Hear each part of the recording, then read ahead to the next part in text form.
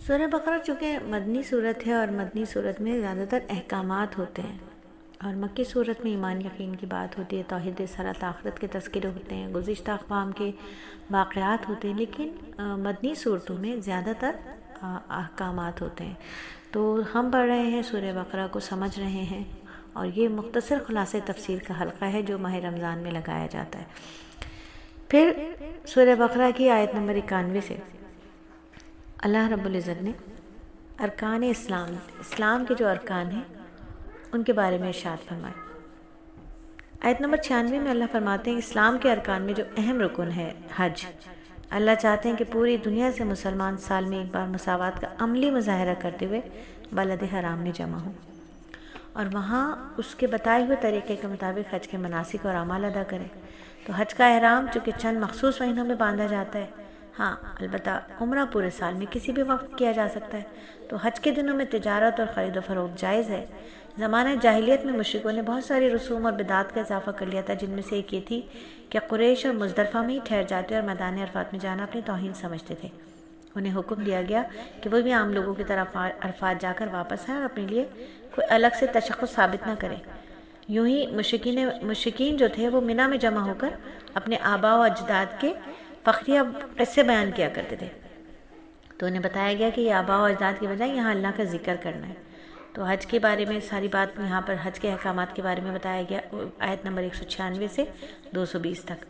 پھر آگے آیت نمبر 215 میں اللہ رب العزت نے انفاق فی سبیل اللہ کے ضمن میں بتایا کہ اہمیت اس بات کو حاصل نہیں ہے کہ کیا خرچ کیا جاتا ہے، اصل اہمیت اس امر کو حاصل ہے کہ کہاں خرچ کیا جاتا ہے اور کس نیت سے خرچ کیا جاتا ہے۔ اب میں نے اور آپ نے خرچ تو کر دیا، لیکن کہاں خرچ کرنا تھا یہ نہیں سیکھا تو یہ مال ہمارے لیے وبال بن جائے گا۔ تو اہمیت اس بات کی ہے کہ اللہ کا دیا ہوا مال اللہ کے راستے میں کہاں، کب اور کس نیت سے خرچ کیا جائے۔ تو اللہ کے دیے ہوئے مال کو، اللہ کی دی ہوئی جان کو صحیح مصرف میں خرچ کرنا ضروری ہے۔ آیت نمبر 215 میں اللہ رب العزت نے یہ بھی ارشاد فرمایا۔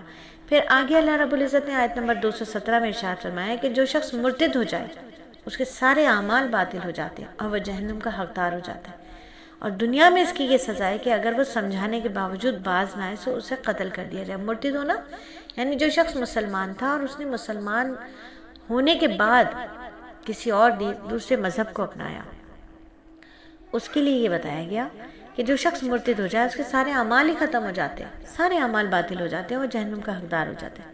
پھر آگے آیت نمبر 219 میں شراب اور جوا چونکہ ظاہری اور مادی منافع ہے، شراب میں بہت منافع ہے، جوئے میں بہت منافع ہے، لیکن اس میں کیا ہے، انسان کی جو جسم عقل ہے ختم ہو جاتی ہے۔ جوا خور بھی عقل سے بیگانہ ہو جاتا ہے، پاگل ہو جاتا ہے، اور شراب پینے والا بھی اپنی عقل کھو دیتا ہے۔ اخلاقی اور معاشرتی اعتبار سے جو نقصان ہے وہ منافع کے مقابلے میں کہیں زیادہ ہے، اس میں نقصان زیادہ ہے، منافع کم ہے۔ شراب اور جوئے میں نقصان زیادہ ہے اور منافع کم ہے۔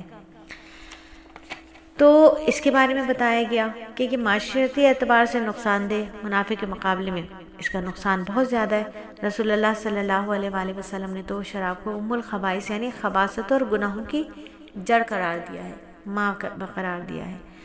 تو یہ بعض اجتماعی بیماریوں کی نشاندہی کے بعد، یہ اجتماعی بیماری ہے، معاشرتی بیماری ہے نا، یہ اجتماعی بیماری ہیں، سب کو لگی ہوئی ہوتی ہیں، کہیں نہ کہیں کوئی نہ کوئی ان کا مریض ملتا ہی ہے۔